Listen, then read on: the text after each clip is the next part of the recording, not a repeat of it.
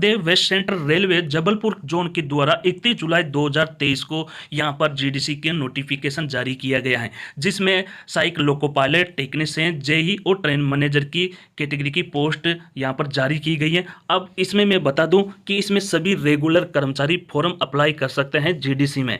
अब रेगुलर कर्मचारी के बारे में मैं बताना चाहूँगा कि रेगुलर कर्मचारी जो 1 जुलाई 2023 से पहले हैं वो कर्मचारी रेगुलर माना जाएगा। मतलब इसमें प्रोबेशन पीरियड नहीं लगाया गया है, 2 साल का कार्यकाल इसमें नहीं लगाया गया है। सभी नए कर्मचारी फॉर्म भर सकते हैं जो 1 जुलाई 2023 से पहले ज्वाइनिंग किया हुआ हो और उसका एनपीएस या पीएफ या एम्प्लॉय नंबर आ चुका हो। तो इसके बारे में पूरी डिटेल जानेंगे। उससे पहले मैं आपसे एक और निवेदन करना चाहता हूं, जो एससी और एसटी और ओबीसी में आते हैं उन कर्मचारियों से आपका जो जाति प्रमाण पत्र है, कास्ट सर्टिफिकेट है, उसको आप गांव जाते हो या जाना भी चाहिए और आपका नया जो इसमें दे रखा होगा नोटिफिकेशन में उसके अनुसार आप अपना जाति प्रमाण पत्र जरूर बना के लेके आइए, क्योंकि वो बहुत ही अहम है और बहुत ही काम आने वाला है। और अपना फोटो या फिर अपना जो डॉक्यूमेंट्स आप इसमें स्कैन करके जीडीसी फॉर्म में लगाना चाहते हो उसकी अहम जानकारी आपको होनी चाहिए, और आप किस पद पर फॉर्म भर रहे हो वो भी आपको अहम जानकारी होना चाहिए। दोस्तों, आप एक ही पोस्ट पर हो और एक ही ग्रेड पे है तो उसी ग्रेड में सेम पोस्ट पर आप फॉर्म नहीं भर सकते हो, परंतु सेम ग्रेड हो परंतु दूसरी पोस्ट पर आप फॉर्म जरूर भर सकते हो, ये जानकारी होना चाहिए। अगर आपने जो WCR रेलवे से ट्रांसफ़र हो गया हो या फिर उसने इस्तीफा दे दिया हो वो फॉर्म यहाँ पर नहीं भर सकता। बहुत सारी यहाँ पर डिटेल जानने को आपको मिलेगी, तो हम पूरी डिटेल में चलते हैं दोस्तों। तो ये नोटिफिकेशन की जो पब्लिशन डेट है वो 31/7/2023 है, और यहाँ पर आप देख सकते हो यहाँ पर ओपनिंग जो डेट है यहाँ पर दे रखी है जो 3 अगस्त 2023 है, और यहाँ पर क्लोजिंग डेट है जो 2 सितंबर 2023 तक दे रखी है, जो 23:59 पर समाप्त होगी। अब ये मेन निर्देशन जो हम देख लेते हैं और पूरी बारीकी से और बेसिक जानकारी सीखना जरूरी है और उसके बारे में जानना भी जरूरी है। Online application for general department competitive examination, मतलब इसमें यह कह रहा है कि आपको आमंत्रित किया जाता है WCR जबलपुर कि आप रेगुलर और एलिजिबल कर्मचारी, योग्य कर्मचारी हो तो आप वेस्ट सेंट्रल रेलवे में आप जीडीसी में फॉर्म भर सकते हो। जो जूनियर इंजीनियर और ट्रेन मैनेजर और टेक्नीशियन, सहायक लोको पायलट के लिए जो जगह निकली उसके विवरण के बारे में नीचे दे रखा है। अब चलते हैं दोस्तों जो डिटेल्स ऑफ वैकेंसी की उसके बारे में पूरी जानकारी ले लेते हैं।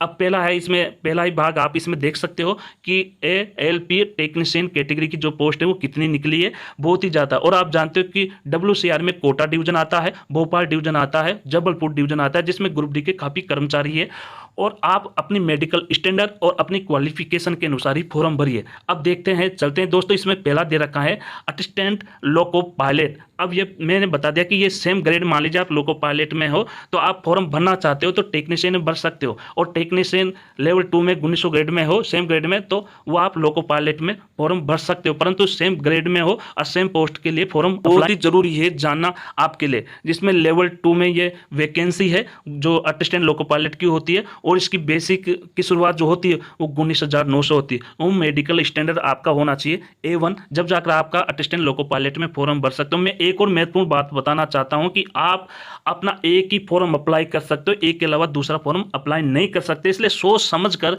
आप फॉर्म अप्लाई जरूर करें। अब इसमें UR की 193 सीट है सहायक लोको पायलट की, और इसमें SC में जो 40 सीट है सहायक लोको पायलट की, और ST में 22 सीट है, और OBC में 24 सीट है। 279 पोस्ट है।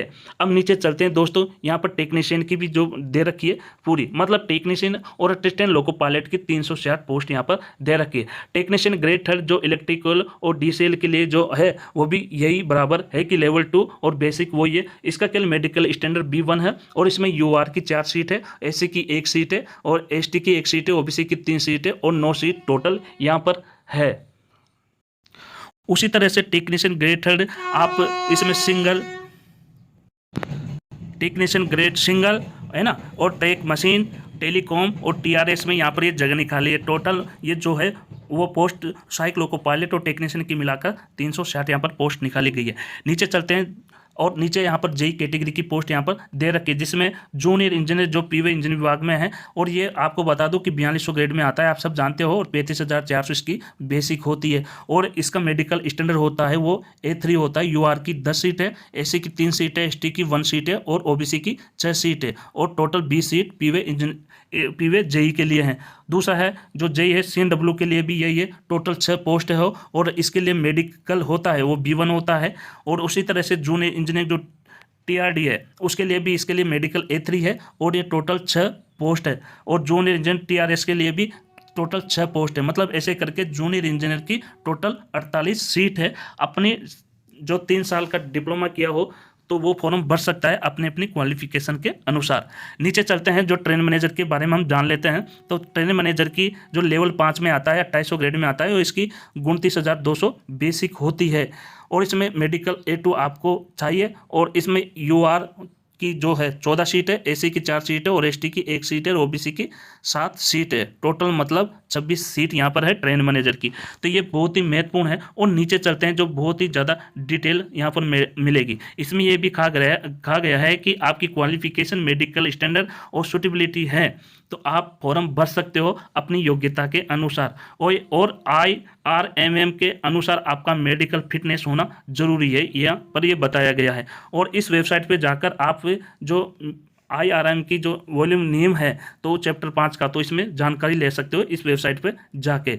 अब नीचे चलते हैं, जो ये यहाँ पर बहुत ही महत्वपूर्ण निर्देश यहाँ पर जारी किया गया है। तो इस पर क्या किया गया है कि कैंडिडेट रेगुलर एम्प्लॉय होना चाहिए और वेस्ट सेंट्रल रेलवे का होना चाहिए, जो 1 जुलाई 2023 तक उसने रेगुलर किया हो और वो ट्रांसफ़र नहीं हुआ हो या उसने इस्तीफा नहीं दिया हो। जिसने ट्रांसफ़र हो गया हो या इस्तीफा दे दिया है तो वो फॉर्म अप्लाई नहीं कर सकता। तो इसी तरह से यहाँ पर पूरी जानकारी यहाँ पर लगाई गई है, उस जानकारी के अनुसार आप फॉर्म भरें।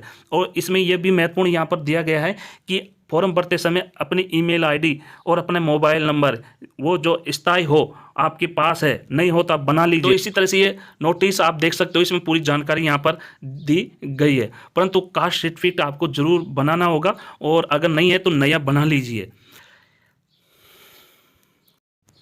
इसमें आप देख सकते हो ये बहुत ही ज़रूरी है। इसमें देख सकते हो एजुकेशन क्वालिफिकेशन, आपकी जो आपका जो बोर्ड और यूनिवर्सिटी के द्वारा आपकी जो वो क्वालिफिकेशन है उसके अनुसार आप GDC में आप फॉर्म भर सकते हो। और नीचे आप देख सकते हो इसमें क्या लिख रखा है, वर्टिकल रिजर्वेशन। तो इसमें अगर आपका SC ST और OBC है तो आपका caste certificate form competent authorised होना जरूरी है। ठीक है, इसमें ये पूरी जानकारी दे रखी है। तो मैं यही बता रहा था कि आपका कास्ट सर्टिफिकेट होना बहुत ज़रूरी है, जो इसमें निर्देशन और इस नोटिफिकेशन में भी दे रखा होगा। उसी तरह का कास्ट सर्टिफिकेट आप बनवा लीजिए अगर नहीं हो तो। और ऐसा नहीं कि अगर पुराना है तो नया बनाने में क्या है, अगर आप बना ही रहे हो तो बना लीजिए, अगर नहीं बन रहा है तो पुराने से काम चलाने की कोशिश कीजिए।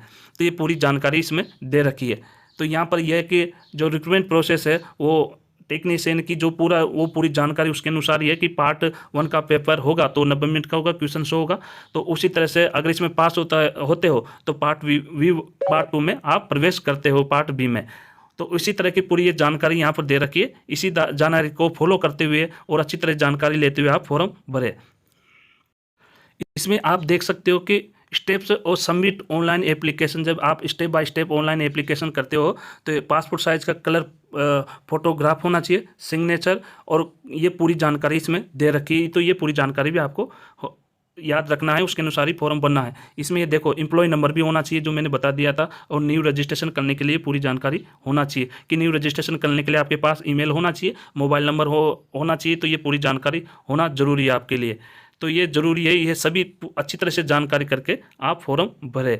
इसमें फिर ये देखो स्पेशल आपके लिए स्पेशल नोटिस जारी किया गया, नोट जारी किया गया, जिसमें RRC WCR के जो आप फॉर्म भरते हो तो उसमें आपकी ईमेल, वैलिड ईमेल होना चाहिए, आपका मोबाइल नंबर होना जरूरी है। कई बार इसमें ये बताया गया है। ठीक है दोस्तों, फिर मिलते हैं अगले वीडियो में।